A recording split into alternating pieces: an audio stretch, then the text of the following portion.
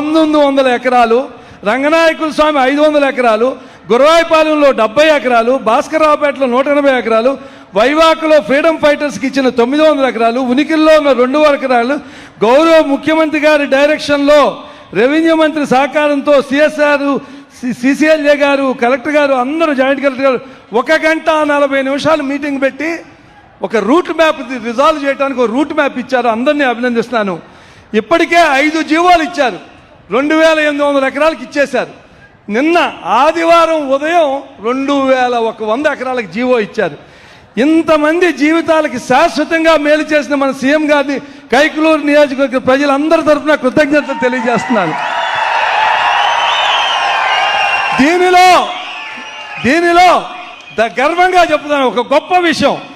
ఎవ్వరికి ₹1 ఖర్చు లేకుండా హక్కులు కల్పించిన సీఎం గారికి, రెవెన్యూ మినిస్టర్ గారికి, రెవెన్యూ డిపార్ట్మెంట్ సిఎస్ గారికి, అందరికీ వాళ్ళు నాకన్నా చిన్నాళ్ళు అయిపోయారు వయసులో, లేకపోతే పాదాబంధనం చేయాలి. అలాంటి మంచి కార్యక్రమం చేశారు. ₹1 ఖర్చు అవ్వాలి. ఎవరిని అడిగితే చెప్పండి, ₹1 ఖర్చు. గత పాలకులు వ్యక్తిగత లాభం కోసం ఆ కలెక్టర్ గారిని వెళ్ళి అడిగితే ఇది సాధ్యం కాదన్నారు. ఆ అసాధ్యాన్ని సాధ్యం చేసిన ప్రభుత్వం ఇది. అందుకని దాన్ని అభినందిస్తున్నాను. అలాగే నా జీవితంగా ఎమ్మెల్సీ చేశా, ఎమ్మెల్యే చేశా, మంత్రి చేశా. కానీ ఇంతమంది జీవితాల్లో ఈ ముఖ్యమంత్రి గారు చేసిన పని వల్ల ఇంత సాటిస్ఫాక్షన్ నాకు ఎప్పుడూ జరగలేదు. నిజంగా సంతోషంగా ఉంది. నాకు నిద్ర పట్టట్లా. అతి కష్టమైన కొల్లేరు సమస్యకు గౌరవ ముఖ్యమంత్రి గారు, ఉప ముఖ్యమంత్రి గారు పర్యావరణాన్ని కాపాడుతూనే 100 ఏళ్ల నుంచి అక్కడ బతుకుతున్న కొల్లేరు ప్రజలకు అలాగే జిరాయితీ భూములకి శాశ్వత పరిష్కారం ఇస్తానికి జరుగుతుంది. మీరు ఎవరికి కాళ్ళకి దండం పెట్టకల్లా అలాగే చేసి పెట్టినారు కొల్లేరుకి. అలాగే ఆక్వాకల్చర్లో 2014 నుంచి 19 దాకా ఒక గోల్డెన్ పీరియడ్. దాదాపు ఈ మండలం రాష్ట్రంలో 662 తలసరి ఆదాయం నెంబర్ 1, నెంబర్ 2 కైకలూరు. ఇంత ఆదాయం వస్తానికి కారణం వాళ్ళు తీసుకుని ఉంది. దీనికి కారణం ప్రభుత్వం ఆ రోజు అన్నీ చేసింది. ఏది కావాలంటే 100 కోట్ల విలువైన ఉచిత ట్రాన్స్ఫార్మర్లు ఇచ్చింది. అలాగే 2024 ఈ ప్రభుత్వం వచ్చిన తర్వాత ఇప్పుడు 55 కోట్లతో 220 kV సబ్స్టేషన్ పెడుతున్నారు. గోపారంలో 4 సబ్స్టేషన్ 15 కోట్లతో పెడుతున్నారు. ఒక 14 కోట్ల లైన్స్ అనేసి 84 కోట్లు ఒక్క విద్యుత్లో ఖర్చు పెడుతున్నారు.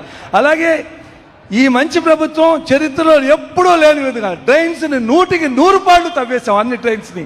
అలాగే పట్టిసీమకి నీరు కొల్లేరు నుంచి ఉప్పుటేరుకు వస్తానికి ముఖ్యమంత్రి గారు ఆల్రెడీ డైరెక్షన్స్ ఇచ్చారు. అలాగే గోదావరి నీరు ఉండి కాన్స్టిట్యున్సీ నుంచి ఎప్పుడు ఎక్సెస్ అయినా ఉప్పుటేరులోకి వెళ్తే అది ఆక్వా రైతులకి ఉపయోగం పడుతుంది. అలాగే నరేగాలో 5 ఏళ్ళు 13 కిలోమీటర్లు వేశారు. కిందటి సంవత్సరం 33 కోట్లతో 39 కిలోమీటర్లు. వాళ్ళు 5 ఏళ్ళు వేసిన దానికి 3 రెట్లు ఒక ఏడాదిలో వేసాం. ఆలోచించండి ఎంత గొప్ప పని. అలాగే ఈ ఏడాది మొదటి పోర్షన్లో నరేగా 10 కోట్లతో 16 కిలోమీటర్లతో ఇప్పుడు రాబోయే రామ్జీలో మిగిలిన రోడ్లు వేస్తారు. అలాగే ఈ సంవత్సరం పంచాయతీ రాజులో పవన్ కళ్యాణ్ గారి నాయకత్వంలో పంచాయతీ రాజులో 21 కోట్ల రూపాయలతో అభివృద్ధి చేశారు. మీకు తెలుసు కైకలూరులో 2024 రోడ్లు ఎట్లా ఉన్నాయో 54 కోట్లతో ఈ రోడ్లను అభివృద్ధి చేశారు ఆర్ఎండ్బిని. అలాగే గత ప్రభుత్వంలో నడకన నడుస్తున్న నేషనల్ హైవేని వాళ్ళు ఎలా తయారవుతుందో చూడండి, నేషనల్ హైవే.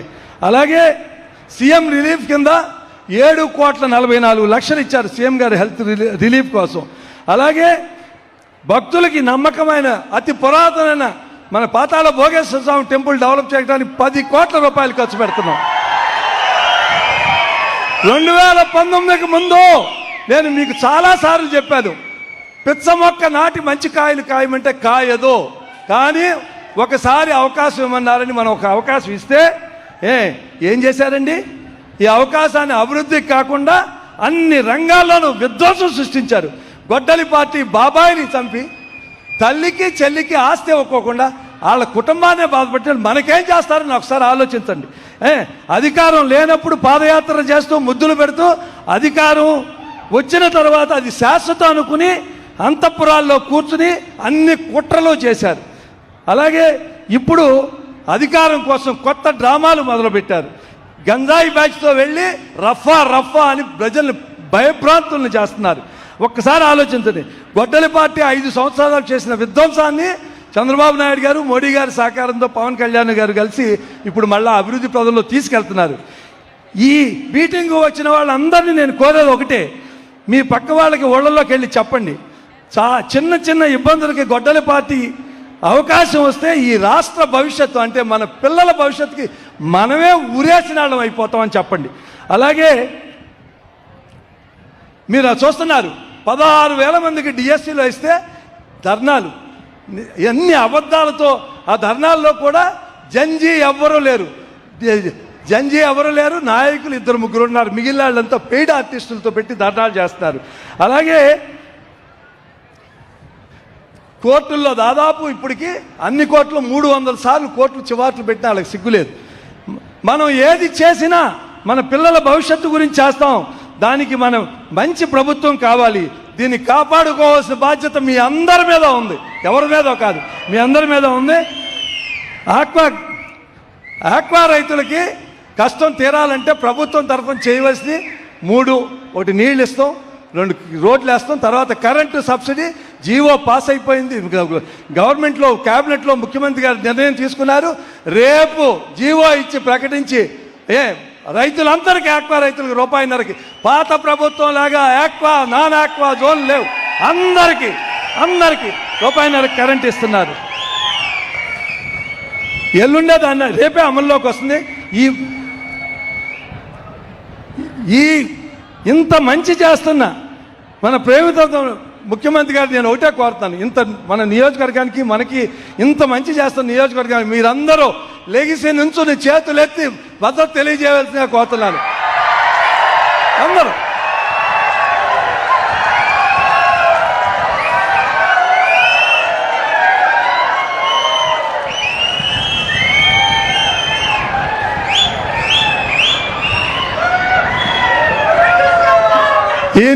కూర్చోండి. ఈ నియోజకవర్గానికి ఉన్న సమస్యలు, చేపల చెరువుల్లో ఎక్కడ చూసినా నీళ్లు ఉన్నాయి, తాగునీరు సమస్య ఉంది. అలాగే ఈ 305 రోజులు హెవీ లారీలు వస్తున్న రోడ్ల సమస్య, బ్రిడ్జిల సమస్య ఉంది. అది ముఖ్యమంత్రి గారి దృష్టికి తీసుకెళ్ళి దానికి పరిష్కారం తప్పకుండా చూపిస్తామని తెలియజేస్తూ, అలాగే చివరిగా రాష్ట్ర ప్రజలు గుర్తుంచుకోండి, కూటమి ఐక్యతను విచ్ఛిన్నం చేయడానికి గొడ్డలిపాటి శక్తియుక్తుల అనేక రకాలుగా ప్రయత్నిస్తోంది. దాన్ని దృష్టిలో పెట్టుకుని మనందరం ఐక్యతను కొనసాగించాలి. కైకలూరు నియోజకవర్గంలో మనం చాలామంది ముఖ్యమంత్రులను చూసాం, కానీ ఇంత మంచి చేసిన చంద్రబాబు నాయుడు గారిని మాత్రమే మనం జీవితాంతం రుణపడి ఉండాలని కోరుకుంటున్నాను. విధ్వంసం, వినాశనం, విపరీత బుద్ధి, కేర్ ఆఫ్ అడ్రస్ గొడ్డలిపాటి అనే విషయాన్ని ఎప్పటికీ మరవద్దు. కైకలూరు ప్రజల కళలను సాకారం చేసిన మన ముఖ్యమంత్రి నారా చంద్రబాబు నాయుడు గారికి సదా కృతజ్ఞత చేస్తూ మీ అందరి దగ్గర సెలవు తీసుకున్నాను. జై హింద్. ధన్యవాదాలు సార్. జలసాగు, వరి సాగుకు నిలయమైన కైకలూరు నియోజకవర్గ ప్రజల అభిమానాన్ని పొందుకున్నారు. మరి కార్యక్రమంలో తరువాత రెవెన్యూ మంత్రి గౌరవనీయులు ఇన్ఛార్జ్ మంత్రివర్యులు నాదెండ్ల మనోహర్ గారిని కార్యక్రమాన్ని ఉద్దేశించి మాట్లాడవలసిందిగా కోరుతున్నాం.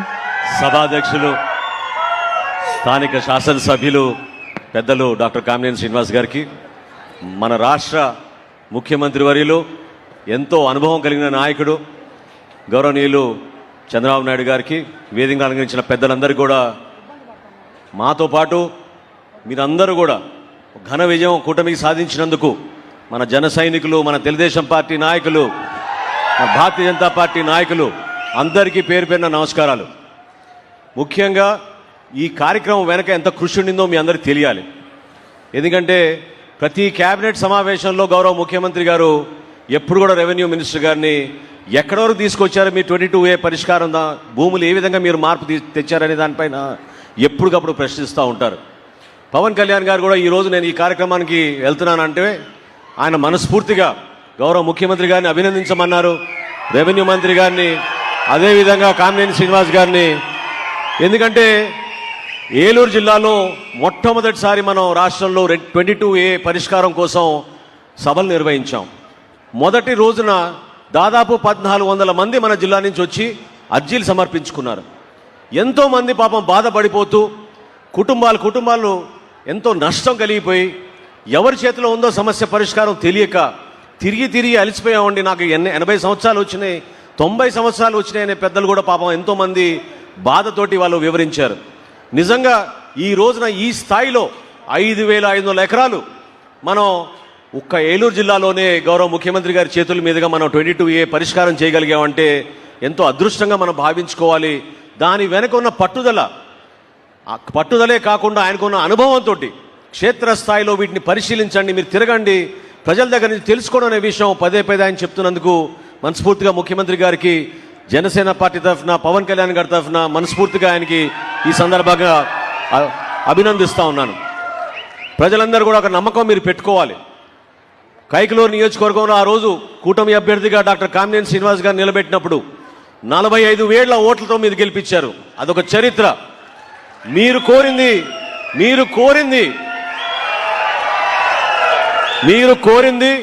మేము నిలబెట్టాలి.